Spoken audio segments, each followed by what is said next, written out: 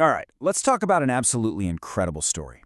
We're diving into the life of a musician and storyteller named Steve Shalchin. And trust me, it's a journey that's packed with some of the deepest challenges you can imagine, but also some of the most amazing triumphs, all wrapped up in one simple but really powerful idea.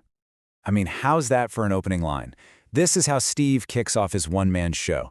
And yeah, it's kind of a spoiler, but it's also a promise, right? It tells you right away that what you're about to hear is a story of incredible resilience and creativity. This isn't just about surviving. It's about what you build with the time you never thought you'd have. So this is the central metaphor for his entire life, the bonus round. You know, like on a game show, it's that unexpected, precious extra time you get. A second chance, where the clock is ticking faster, the stakes feel so much higher, but the prizes, the life you actually get to live, are just infinitely richer. This idea is the key to his whole story. Now, to really understand the bonus round, you've got to go back to the beginning. We're starting at a small Baptist town in East Texas, where Steve grew up as a preacher's kid. And this is where the fundamental conflict of his early life really takes root. And there it is, the very first song he ever wrote, when he was just 19.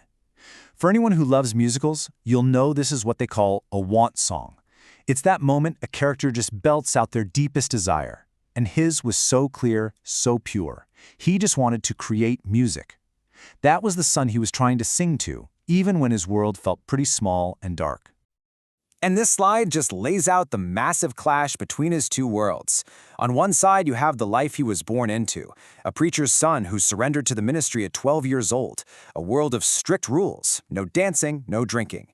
But then you have his reality. He loved rock music, and he was gay. That gap was so huge that when he wanted to quit his Baptist rock band, it felt easier to just tell him he was an atheist. Man, this lyric from his song, Cold Comfort, it just hits you. You know? It perfectly captures that feeling of living inside these invisible walls built by your family and your faith. It's about all those little things you miss out on, the simple joys you never learn because of the rules you were handed. So Steve gets out. He breaks free from those walls and moves to Los Angeles to build the life he actually wants. And for a while, it's perfect. He's finding success, he's found love, everything is finally falling into place. He's crushing it. He becomes the managing director of the National Academy of Songwriters, working with absolute legends like Carole King and Stevie Wonder. He's got a loving partner, Jim, a beautiful home. It is the definition of success. And like he says in his show, the thought running through his head was, and nothing could go wrong. And then the bottom drops out. Just those few words. A diagnosis that back then felt like a guaranteed death sentence. In one single moment, that perfect world he'd built just completely shattered. This is the absolute lowest point. Just a year after that diagnosis, he's in a hospital bed being kept alive by an IV drip for 14 hours a day. He is so weak he literally can't even lift his own head. It's a moment of complete and total vulnerability.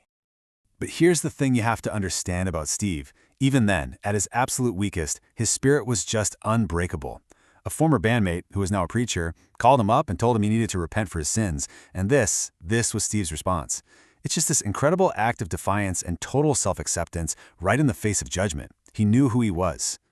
So just as he's lying there, literally writing songs about his own death, something unbelievable happens. A connection is made that doesn't just save his life, it kicks off the very beginning of his bonus round. I mean, talk about a plot twist. While he's performing in a workshop of his musical, hooked up to that IV drip, he finds out he's won a national lottery. And the prize? It wasn't money. It was access to a brand new experimental drug called Crixivan. It was the longest of long shots, this tiny glimmer of hope when everything seemed completely lost. And then, if that wasn't enough, this happens. He gets an email through his website, which he'd started as an online diary about living with AIDS. The message is from the chemist who actually created the drug that was saving his life. Can you even imagine that? The anonymous scientist in a lab seeing the human being whose life was his proudest achievement. What a powerful, incredible connection. At the final performance of his show's workshop, Steve stands up, unwraps the bandages from his arm, and just tells the audience, "I think I'm gonna live." And right there, the game completely changes. He is officially in the bonus round. So remember the rules of the bonus round, right? Time speeds up, and the prizes are better. And the prizes Steve won weren't just about more years. They were about a life that was suddenly overflowing with meaning, with art, and with healing. And this timeline is just a glimpse of how wild this second act of his life has been. He basically invents the health blog. He gets to play John Lennon's actual imagined piano. He has this catastrophic fall. And what does he do? He uses the recovery time to teach himself guitar. And then he finds his way back to the Baptist family he ran away from all those years ago. Every challenge just launches him into something new. And this gives us a little peek behind the curtain. See, this isn't just a series of random events that happen to him. It's a work of art. This is a stage plot for his show, and it shows you how every single moment is thought out, it's crafted. He's not just telling his story, he's shaping it into this powerful piece of theater to share with the world. But the bonus round always saves the biggest prizes for last. And the end of Steve's show has these beautiful moments that just tie everything together in the most perfect, unexpected way. Here's one of them. He's at the Imagine Mosaic in Central Park, a place people go to for peace, and he's leading a sing-along. He asks people where they're from, and in the circle, there's a Palestinian and an Israeli, singing the same song of peace, together. It's a perfect snapshot of his life's message of connection. And then there's the final prize. Remember that note from Dr. Bruce Dorsey, the man who created Crixaban? The scientist whose work is the entire reason Steve even has a bonus round to live in? And this is the climax of his show. Steve reveals that the man who saved his life is sitting right there in the audience. He brings him up on stage, the lifesaver and the life saved meeting in person in front of everyone.